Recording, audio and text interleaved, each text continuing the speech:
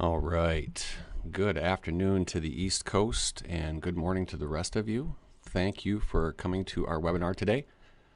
Today we are going to focus on PDM Professional. I'm your presenter, Darin, and if you've been around us for really any amount of time, you've probably met me. Got a few accolades that I always love about my job, and was fortunate enough to find a job in an industry that I love. So you don't work a day in your life when that's the case. So I get to do things that I would do in my normal time. Things about creating digital videos on YouTube. Please follow us on YouTube. We've got tremendous content we're building every day out there. Things like Model Mania, that a lot of AEs in the world compete together. And at DASI, we're particularly successful. And not just myself, but a lot of the other AEs that I work with. But I'm most proud of my family, my kids, even my chickens, and my treehouse. And again, if you've seen these presentations before, you know that I use SolidWorks a lot in my personal life. In fact, probably more than I do when I'm actually on the clock. So I'll do things like use weldments to design up a treehouse, or stick framing to make sure things fit when I'm creating things like a remodel job in my house. In a lot of cases, really just want to make sure that the plan is in place before I go ahead. And that's a lot about what we do anyways when it comes to design and engineering and the process. Now, a lot of times I'll invent things. I have a 3D printer, so I like to build things, and this happens to be a tool that I used in an effort to assemble my treehouse 25 feet up. So I like to try and solve problems, and again, that's the wheelhouse for an engineer. Now, my latest adventure had me tearing apart a trolling motor, remodeling that in SolidWorks, and designing up a professional-looking throttle handle. So this is something I printed up a few weeks ago, assembled on my boat, and with a 3D printer and anything like that, you really do have a lot of capabilities to design things and invent and really solve a lot of problems. So this was a lot of fun for me. So we do a lot of things at SolidWorks, and everything that I do personally, I put it in a PDM vault, have been for about 10 years now. And it's important for me, as even just a one-man show when it comes to my personal data, to be able to see the evolution of my files and how things have changed. And in some cases I've caught myself going down a path that really didn't pan out, and I was able to back out of that by going to a previous version, using that as my next jumping off point. So PDM is as personal a product to me as SolidWorks these days. So we're going to focus on PDM Professional. And as you probably know, we have multiple PDM products here with SolidWorks. And PDM Professional is really the wheelhouse of where you should be in any size organization, especially when multiple people in the company are going to have their hands in the data. But really, what is PDM? So some of you may be logging onto these presentations for the first time looking for some information, and others are quite seasoned looking for some better ways to leverage your investment. So first of all, what is PDM in general? Now, PDM in general for us is data management, but we do this inside a Windows environment. So you're already familiar with folder layouts. You already probably do that today, either stored locally or on the network. Well, you can do the same type of thing, but we layer a nice database on top of it to control who has data, what access they have, and what their credentials allow them to do and see. Now, check-in, check-out, and revision control are as boilerplate as it gets when it comes to data management, and that's who owns a file, who can read a file, and who has the ability to see those different revisions and evolutions of those files. This is all based on secure access. As you log into any vault, your credentials will determine what types of files you can see and what states they're in, and even who you communicate and at what point in the communication process you may receive notifications. It's also about controlling templates and standards. Things that shouldn't change need to be controlled. And the last thing we want is something that we purchase to not be represented properly inside of our vault. So we can control templates to make sure that we deploy our 2D drawing templates when changes happen from a central location, as well as things like your toolbox components from a central location. So those will be cached locally when people are working. We'll discuss a few of those other mechanisms as we go. But finding and reusing data within the vault is one of those refreshing things where you get to store it in a Windows-esque manner, but searching for it isn't that painful status bar that you see sliding across the top when you launch any type of folder or full drive type of search in Windows. Because we use a database, which is the next step of this, everything is pre-indexed, so searching is nearly instantaneous regardless of the size of your vault and how much data becomes in that vault. We also use the vault to make sure that we're not duplicating files that shouldn't be duplicated. And that really goes back to controlling your standards, making sure there's not multiple copies of the same purchase component peppered around your network. Now, admittedly, everything that I've just covered in those last 5 bullet points, that's also PDM standard. Frankly, that should be what any PDM system is going to do for you. But whether you choose SolidWorks PDM Standard or PDM Professional, those 5 things are pretty much going to be there.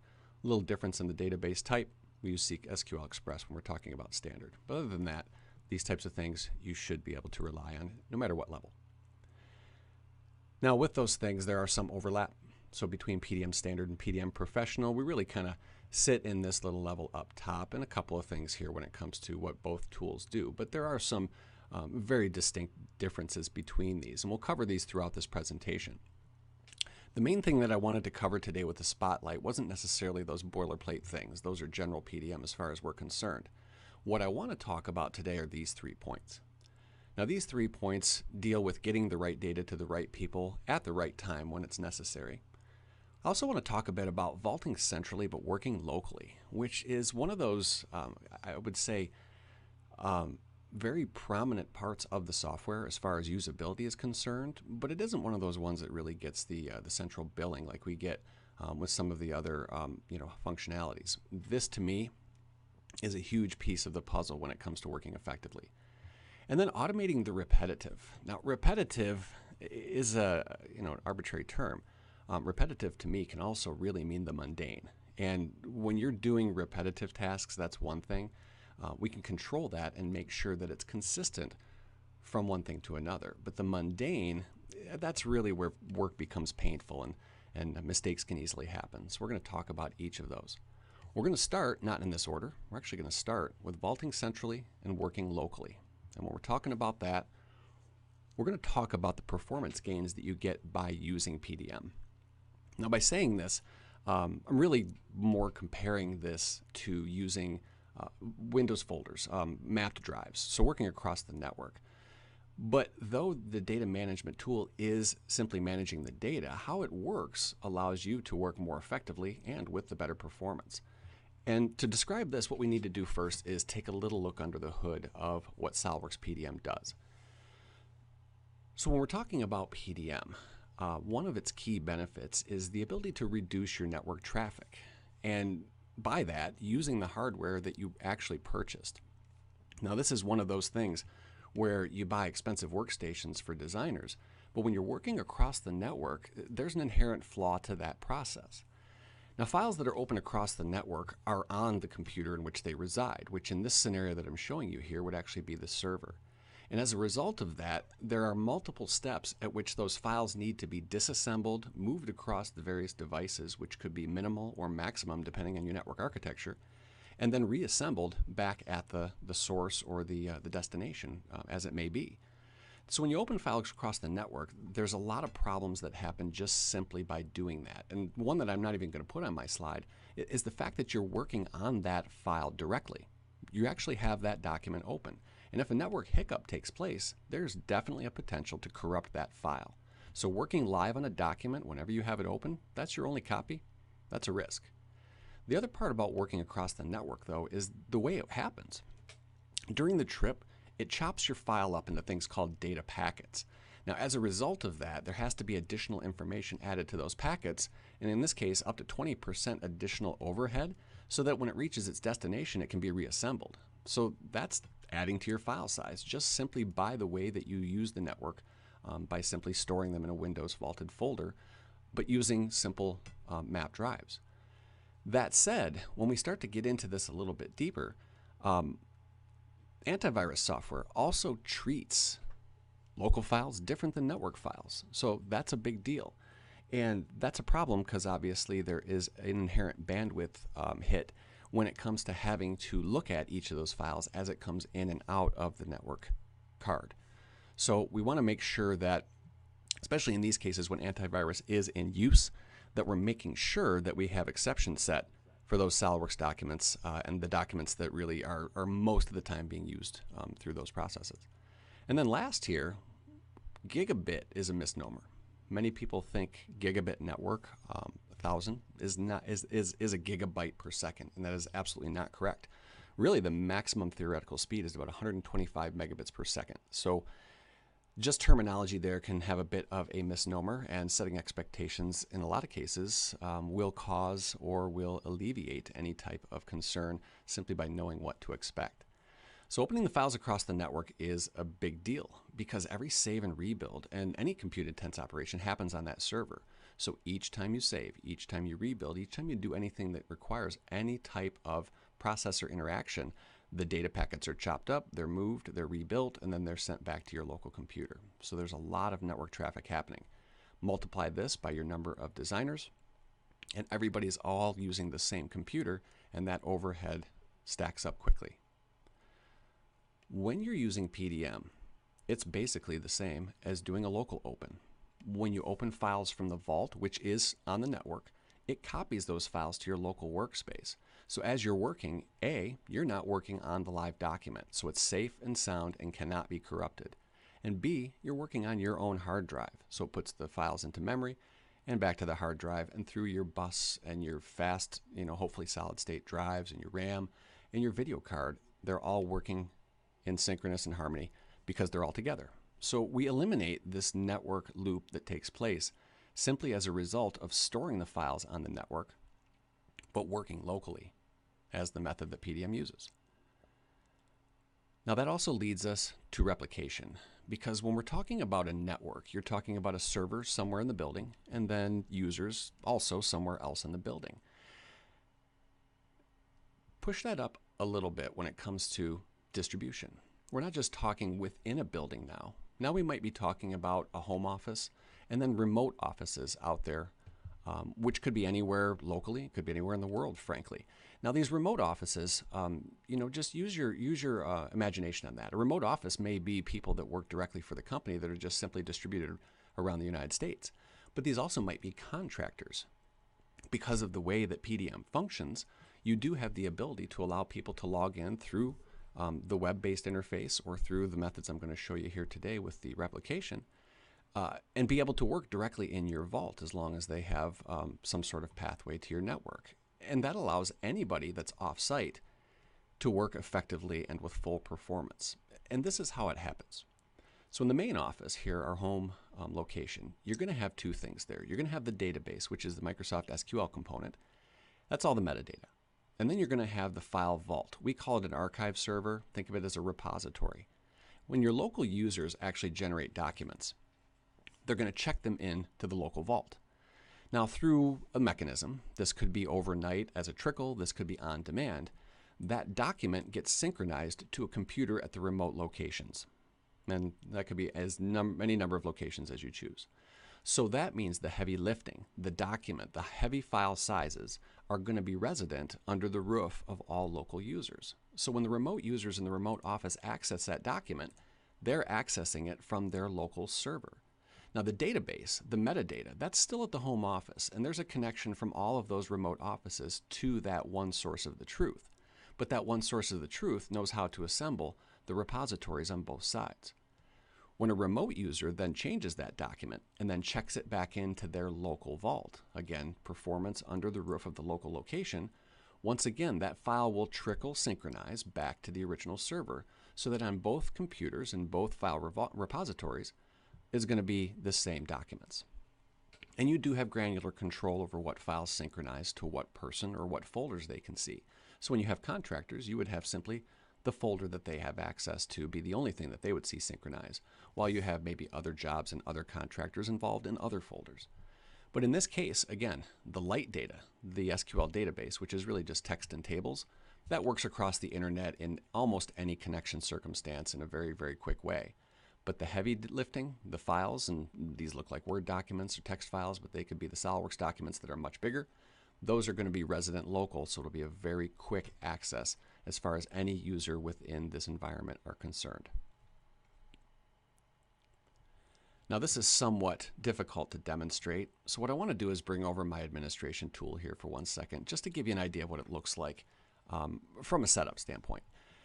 What happens is during the installation at the main office, you install the archive server, the database server, and the clients. So you're going to have your SQL database, your file vault, and then the users. From a remote standpoint, you would do the same type of installation, but you would only install the archive server and the clients. Now when you open up this PDM administration tool on the remote location, you simply right-click and add a server. And this enables you to use the server name that you resolve over your VPN to simply find the repository at the main office. Now, once the main office is online, all you have to do is right-click on that server's name and simply add a replicated vault. Now, through administrative privileges, it will allow you to choose the vault, and then based on who you are logged in, you'll be able to see what you've been allowed to see based on permissions that are set up by the administrator. But this again allows you to have the data, the heavy lifting, local, and then all of the data synchronized at the central office in the one SQL database. So it's a real smooth, streamlined method to do this, and it does provide that performance element that you just don't get with running across a VPN pipeline raw or using mapped network drives. The next thing we're going to hit is going to be the right data to the right people. And when we're talking about this in any PDM terms, we're definitely talking about workflows. Now, workflows can be as simple as you want. They can be as sophisticated as you want. Now, in our environment, workflows also include these things called workflow states. And these states allow us to mask files from particular users by not having permissions to see a file in a particular state. As far as the user is concerned, that file doesn't even exist in their interface. So whenever you have early files that are being pre-production, I like to have these hidden to, say, folks in manufacturing who would only work with released files. But this is the basic method that we use to route these files through a company. Now, every company is different. So, of course, your workflow might be completely different than another person, and it may have different mechanisms, even depending on the type of file that jumps into said workflow.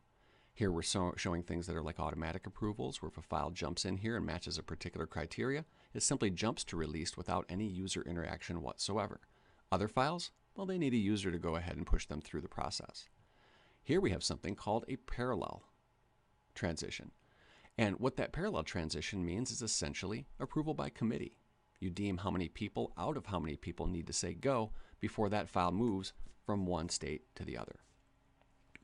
But again, this workflow process is unique to every organization, and it's easy to customize and automate this really to meet any type of process. Now, when we're talking about workflows, we're talking about the mechanism that the workflow also controls, and that is each transition and what happens during those transitions. And we're going to get deeper into that with the next section, which is called tasks. But what's powerful about workflows is that as you set this up, you can automate as many things as possible, whereas you pass a file from one step or stage to the other, it'll do as many automated processes and set as many variables as you choose. Now, we do two different things. This is called actions. I will show you this menu inside of the interface in a moment. Actions allow you to do pretty much any of these. So as you release a file in this case, we're actually bumping the revision and setting that variable to the next value.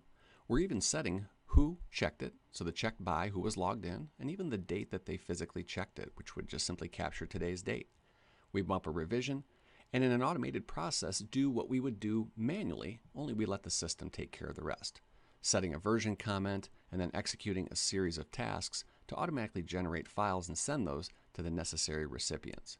That we'll detail in the next process. But on top of this, you don't just have to generate data and set properties. You can also tell people that this step took place. And that's this area here called notifications. Now, under the actions, we set the order that these things take place, but the notifications are going to let people know that this actually happened. And that'll happen through, in PDM Professional, either email or simply in your task tray in the lower right-hand corner of your Windows taskbar. But this enables us to simply fire something off and not have to then go through the process of manually connecting through email or any type of instant messaging system that you might use internally. This will do it for us, and it does it consistently every time the process is triggered. So when we're talking about workflows, what I want to do is a little bit more detail about what we're talking about. So I want to show you what this parallel transition looks like, the automatic transitions. But these are the keys differentiators between PDM Standard and PDM Professional.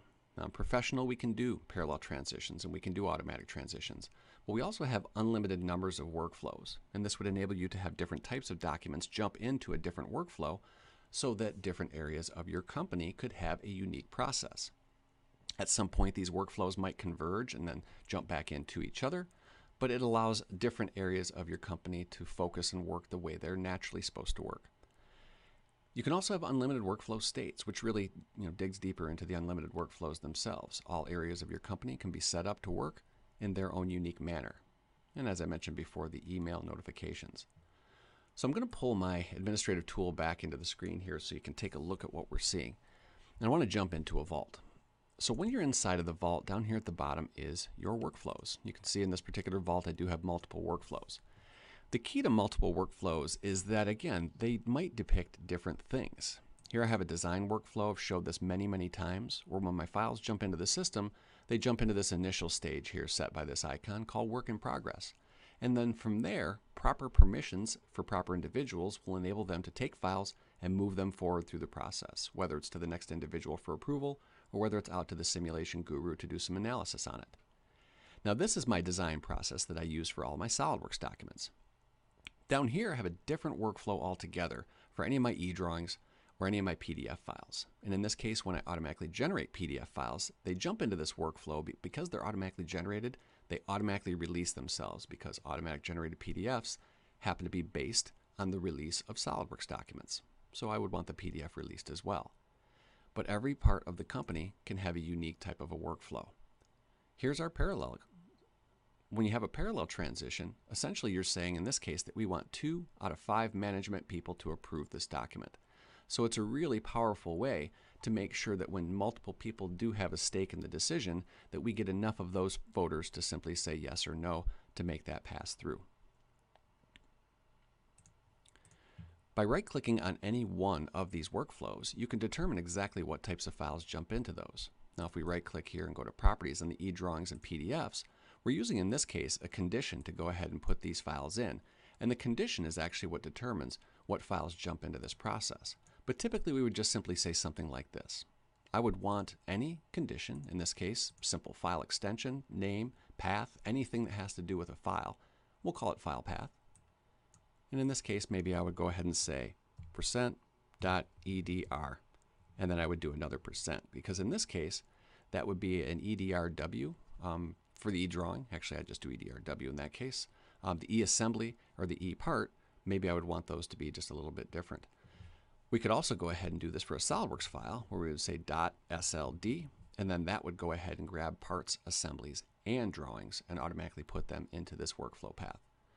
So by simply using these types of methods, we can make that process work. Now in this vault, I happen to be doing that with categories. So when I'm talking about my e-drawings that jump into this particular process are anything that's going to be an EDRW, PRT, ASM, or a .pdf file. And that's going to be the wild card in front of it. So it's a very powerful process to be able to use these multiple workflows to really tailor each area of the business in a different manner. We're going to jump into the next step here in just a second, but it really has to do not just with these workflow states, but also with these transitions. Now the states are very important because at a state, that's the status of a particular file. And in this case, you can make it so that, say, engineering would only have read-only possibilities with that file, which means they couldn't edit it. And in this scheme, an approved document, I certainly wouldn't want somebody to edit that file. However, work in progress would be something that maybe the engineering team has full rights. They can edit, they can move, they can delete, they can rename, they can do pretty much anything that they need to do to change this document in its development stage. So it's a very important thing to be able to use these states and control what user sees the right documents at the right time.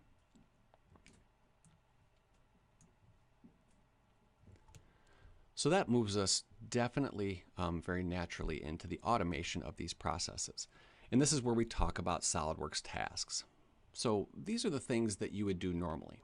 Say, for example, you're going to go ahead and release a file without PDM. You're just doing that theoretically. But maybe that release means you print out some documents and give those to somebody. And then maybe you make some PDFs and you give those to somebody else. And then maybe sales needs something. And everybody always needs something. You could spend a couple of hours producing those files. And then the next time you have to do it, well, hopefully you do it exactly the same and don't miss anything. But make sure that you do. Well, these are stresses that we can alleviate by automating anything that you do repetitively.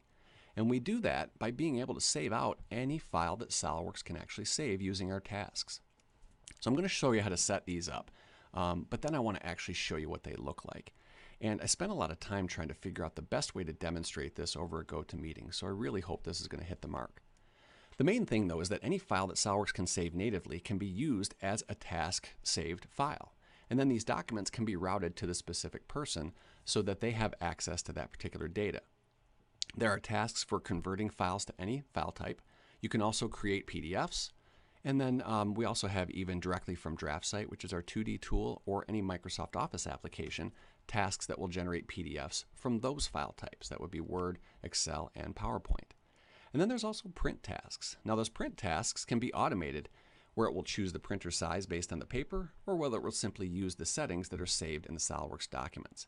In any case, SolidWorks PDM Professional can have any number of tasks running and be triggered during this workflow process.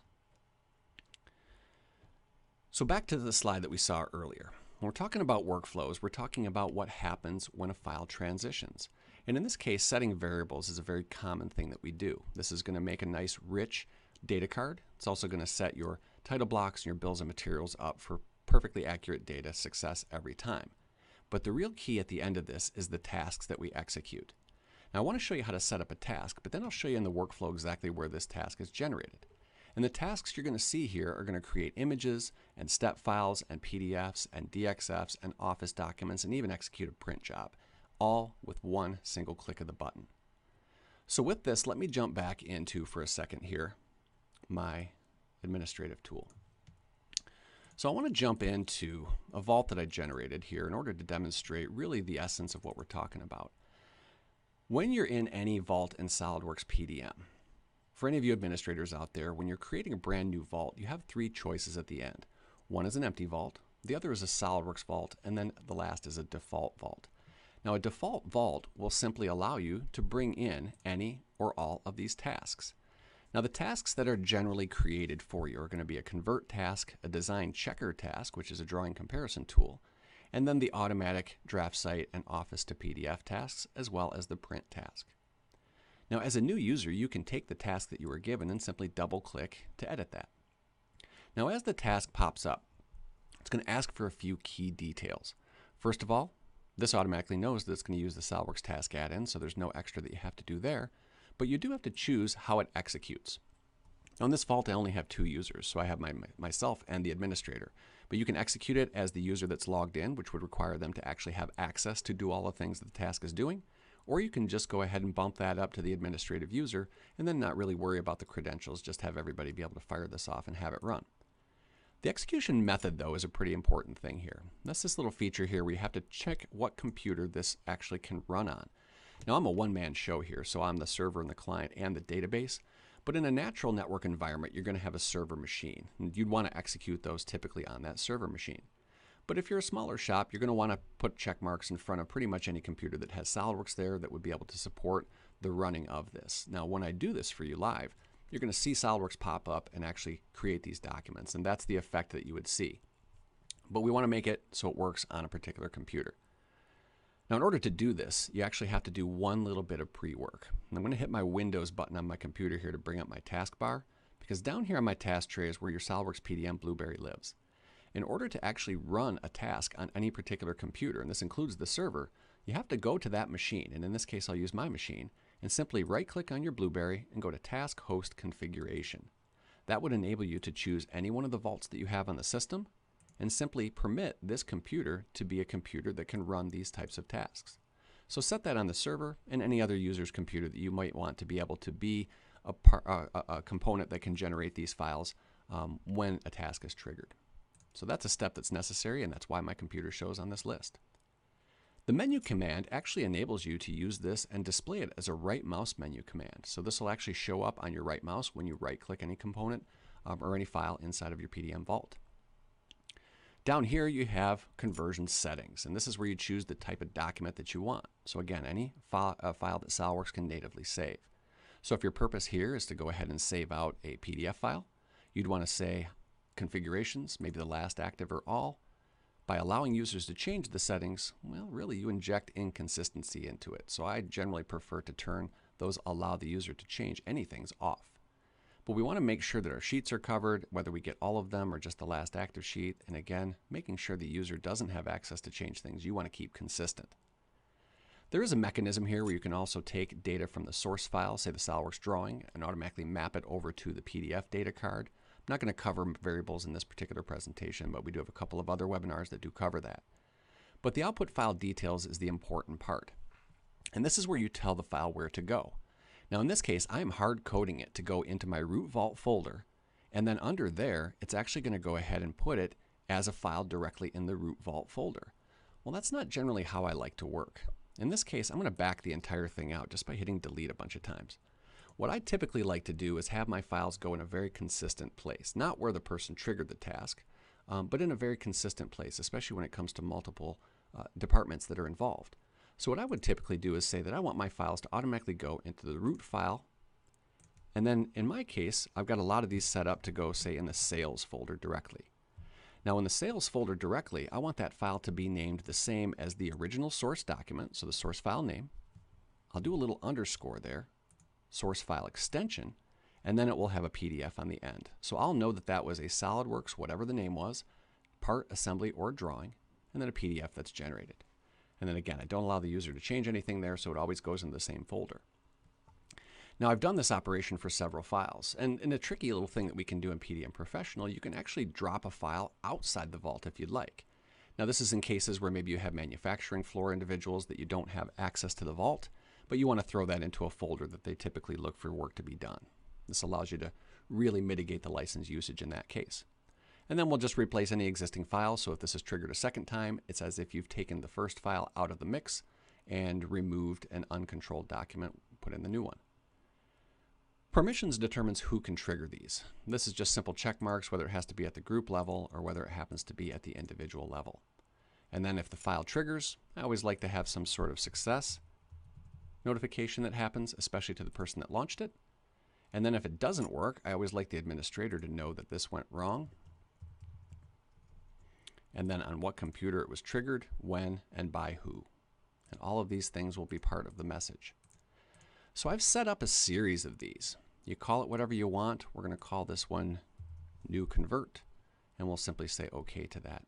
And there you go, new convert. Now I set up a series of these. I've got one here that's going to go ahead and create images, and it's going to send them to sales and marketing. So as we look at this one, we're going to execute this one, convert the file. This one's going to be JPEG documents. And then these files are going to go out to not only that sales folder hard-coded, but also the marketing people. They need to see these types of things as well. And then if it works, we're going to know. And if it fails, we're going to know that too. My print job is a little different. My auto print of my documents is simply using the print command. But during the process here, what you're doing here is actually either selecting a printer, or you're going to select a printer based on the paper size. So if your SolidWorks file is a C size, maybe it'll jump to a particular plotter as a result of that. Choosing things like paper size and orientation can also be done at this level, or you can rely on the settings that are saved inside of your SolidWorks drawings. Same type of thing here with permissions, success, and failure. There's always communication, and that's a very important thing. We don't want to fire and forget and have it go into a black hole and not know if it was there and successful or not. So with all of these tasks created, what we do is we automate that process. And I'm going to circle back now to my workflow. This is a very simple workflow where my documents are going to go into my vault as a work in progress. I'm going to send them through to an approver, and then that person is going to pass them through to approval. Now when this transition takes place, first of all, only administrators and my engineering people can do this. In this case, I just did that for effect, but I wanted both my logged in users to have this process. The actions are where everything really matters. This is where I would go ahead and say, add an action. In this case, maybe I want to execute a task. And the task that I would execute in this case might be that new convert that I just built for you. The new convert would have some sort of description, so we'll just, for lack of better terms. And then I have some choices here. I can run it for every single file, but if I'm making PDFs, for example, I really only like to make PDFs for SolidWorks drawings. There's no need for PDFs for the 3D files, unless, of course, you're creating 3D PDFs for model-based definition, and then that's another file type that you can save. But this would be how I would go ahead and add a task to execute. Now, if it needed to happen in a different place, simply move where it needs to go. In our particular case, I'm just going to click remove because it doesn't need to be there. Now, some of these things are going to throw files into these folders, but we don't want people to just have files show up. We also want to go down to notifications. And in a notification, maybe we go ahead and say every time that something happens in the sales folder, I want my salespeople and the recipients in that particular group to be told about it. Now what will happen is that every single time I generate this task and I approve documents and those documents get dropped into the sales folder, these people will get a task tray icon that pops up. So all that said, I want to show you what this actually looks like. Now to do this, really had to go ahead and open up a bunch of folders here to make this effective. So I want to give you the picture. What I have is my vault. Now my vault has some folders here. I have engineering, manufacturing, marketing, and for a few others for effect, QA, sales, simulation, tech pubs. Now what I'm going to do with this particular vault is I'm going to go into my engineering folder and I'm going to drop some files into this folder. Now the files in this folder are then going to be triggered to create other files. And I'm going to drop those directly into these other folders. So here I have a sales folder, I've got a manufacturing folder, and I've got a marketing folder right down here. So these are the other people within the company that are going to have access to this data eventually. So in essence, the sales, manufacturing, and marketing folders that you see here are what we've just browsed into. The files that I'm going to add are some files that I use quite often, so visually you may have seen these before, but let's show you the process. We have a folder on my desktop, and we're going to check brand new files in, whether these files were built and saved into the vault, or whether I'm just simply copying data into my vault folders. Data is now in my original or engineering folder, and it's not checked in yet, so I need to right-click on all of that newly copied data, check it into the vault, which will jump it into the initial state. Everything will get checked in, and it'll get checked in to my initial state right here, which is work in progress.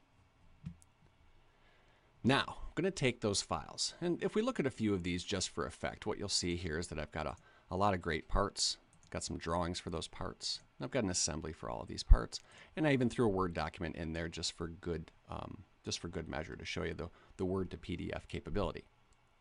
So all these files now in place, what I'm going to do is run them through the process. So we'll just select them all, right-click, and we're going to change their state to submit for approval. So they're following the workflow path now. My right-click menu syntax will allow me to jump these files forward. Those files will sit in these particular states, and then people will be able to do or not do particular things based on how we have their permissions set up for those states. The final step here is going to trigger all of my tasks. So here we're going to go ahead and say past approval. Now in order to show this for you, what I want to do is show you about a 3.5 minute process. We're going to go ahead and trigger this. Go. Now in order to effectively show this, I want to bring up my administration tool, and under my tasks area we have this thing called the task list, which just fired up. So as you can see, there's a whole bunch of tasks that have now triggered. I'm going to move the tasks down to the lower left hand corner so you can watch this actually happen. And you're seeing first my Office to PDF is triggering, and my sales folder just got a new PDF file there. So I'm going to sit back and just let the whole system do what it's designed to do. Now I have SolidWorks running here visual. You can change the scripting so that this happens silently, but I want you to see what's taking place.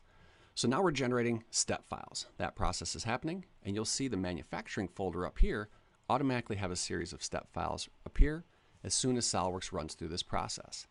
Now again, we're echoing this, and I'm doing this just for effect, but we can turn this echo off so that you wouldn't see this happen on your workstation. If it's happening on the server though, it doesn't matter if we echo it or not. So this 3.5 minute process is going to give you everything that you need to see about this entire thing. As SolidWorks finishes with the part documents, which are the only files we need to create step data for, it's going to place those step files in the manufacturing folder, and then a notification gets set to the manufacturing people. So there you see it up top, they're in the folder, and then they will check themselves in. There they go. So then, and then a notification just popped up. I hope you heard that. I heard that in my own earpiece. But a little boing sound happened, which means I have notifications on my taskbar. So now it's putting images in sales and marketing. Now these are going to be JPEGs that are generated from all of the part and assembly documents. And once files are released, we want sales to be able to have something to sell, and marketing needs to start their stuff too, so they need to get ahead of the game. But until then, they don't need to know these files exist.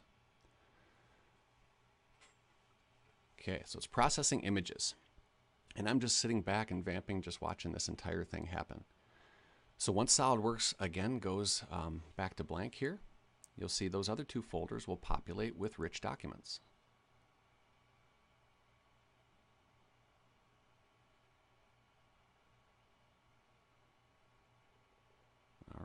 This one's finishing up. And watch those two folders to the right. There they go. JPEGs have appeared. And another notification. So now it's going to create PDFs. Now PDFs are set to create only for SLDDRWs. So it's going to echo a couple of drawing files and then generate those PDFs. Now in a moment here, we're going to trigger a print job. And I had to figure out a bit of a creative way to make that happen too. So in just a second, we're going to jump to the next step here. PDFs are generating now.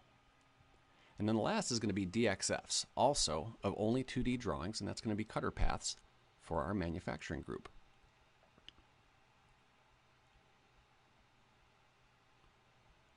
All right, here they go. All right, so there's my PDFs being dropped into the sales and manufacturing folders. And then my DXFs to manufacturing will be next. Now, as it kicks off my print job, I need to fire up my webcam here for a moment. Got my webcam over on the other side of my office here, and it's on my printer. So there's really no way to screen capture the way a printer is going to work. So as you see it trigger this print job, you see that at the top of your interface, I have my window in set on my GoToMeeting here.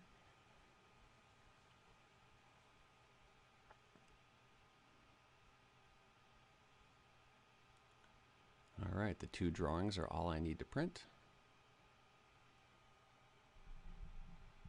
I'll turn up my gain a little bit so you can hear my printer kick up.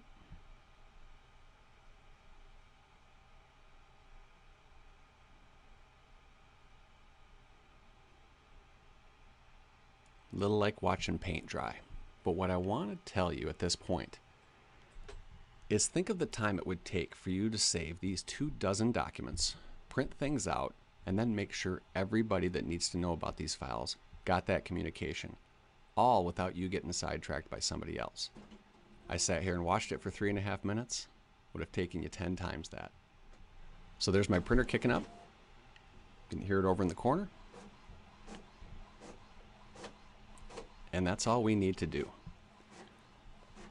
So that was an authorized user right-clicking on any number of selected files or folders and simply saying approved. And every single one of those actions took place. Down here we have confirmation that every single one of those tasks fired off and completed without fail. And we've now got a dozen generated documents and prints, all based on a simple right mouse click property.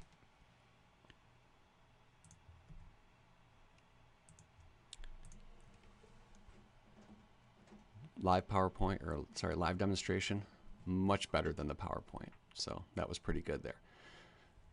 So we have shown you a few of the real key benefits of where PDM Professional sits within our ecosphere.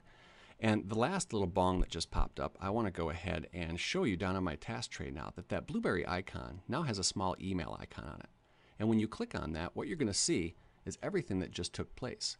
Now in this case, we're seeing the documents that have just gotten named, so you can see where all those took place.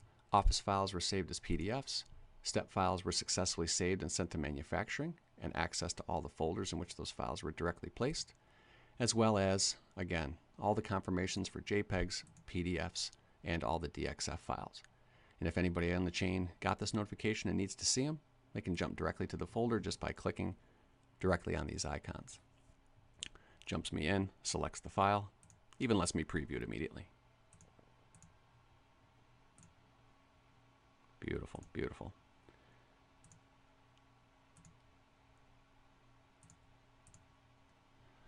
So, we've covered those key benefits here for the right data to the right people at the right time, and really that's just a lot of PDM in general.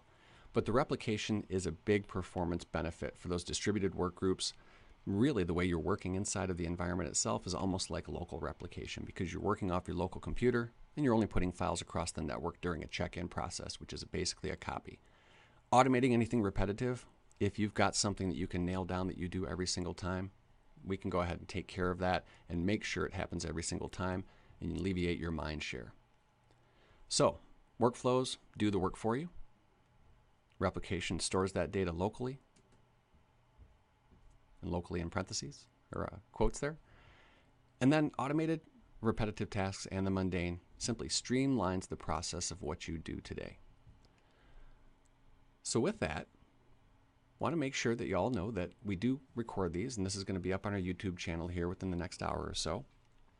So if you do have a colleague who was unable to see this, or you'd like to watch it again at a later time, we'll have that up there for you shortly. I'm just going to go ahead and check over on the questions pane. So if you do have any questions, you can type those directly into your GoToWebinar interface, and I'll go ahead and answer those. So give me 1 second to read these.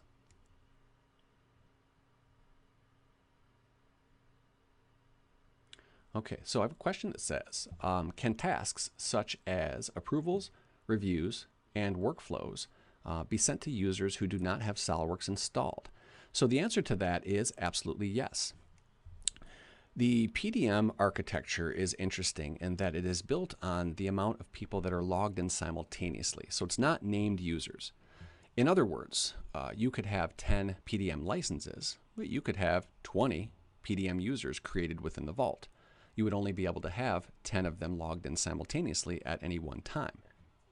That said, if you have users that have a username but are viewers or other data contributors, not SolidWorks users, which are actually 2 other license types we have, they can have notifications sent to them so that they can simply do their tasks. So essentially PDM is, I will say, not predicated on SolidWorks. In fact, very much not predicated on having SolidWorks, simply because it is built for everybody in the company. The SolidWorks users have the benefit of actually working within SolidWorks and being able to interface with the vault. But it is very much for every electronic document you have within the company and anybody that will touch SolidWorks and non-SolidWorks data alike. So long answer to you, Joe, there, but hopefully that was what you were looking for. Okay, so 2 questions, very similar. I'm going to pull those over just to show those on the interface. So Joe, you're new to this, so you want to see how it controls revisions. And then how does it track revisions was another question. So we'll go ahead and pull both of those up. I'm going to go back and bring up 2 things. I want to bring up the engineering folder that I just used, and I want to show you that I have a column there called revision. You'll be able to see that right here, and there is a property on my data card also called revision. Now, with that said, this is all set up within your administrative tool. So when you're in your Vault admin tool, whatever your vault happens to be, and you can have as many revision schemes as you want in a PDM professional vault. What you're doing is you're going into your administrative tool and you're going down to revisions. And there you're setting a revision component. So when you put in a new component, you're choosing the type of revisions you want. So the component name can be whatever. We'll call it revs. And it can be a string, which in this case might just be A's through Z's. That doesn't work so well if you want to skip things like O's and I's and L's and R's and things like that. So in that case, I would say value from the list, and we would just simply go ahead and say A, B, C, D, E, and then we'd skip whoever you didn't want. So again, O's on that list. This is going to be the syntax for your revision scheme. Now, once you built that revision scheme, you simply need to just go ahead and make sure that your numbers are based on that component. And then we'll go into workflow real quickly here. A little sidebar, but we'll get into this anyways. When you approve a document and you're doing this action called increment revision, it's actually using that revision scheme to bump it to the next revision. So it's going to go from A to B to C simply based on the way that that scheme works. And then it's also setting a variable, again, based on that revision value. So what will happen is this, and this is going to trigger all of my things to happen again, but I'm going to right click on these files. Change state circles me back around to new revision. So if you're not quite getting exactly where I'm getting these particular states, back to the workflow that I just demonstrated my entire automation process, it looks like this. So here we are going new revision back to work in progress. So that said, try to keep these things both visible. There we go. We're going to right click again. Change state is my next state, which is either no approval required or submit for. You see both of those to the right. So now we're jumping down from work in progress to waiting for approval, as you see there. And then I'm going to right click and say passed approval. So as I pass approval on this, we're going to go ahead and increment the revisions now from A to B. So approval is a release, and that's going to go ahead and bump all of those up to the next scheme.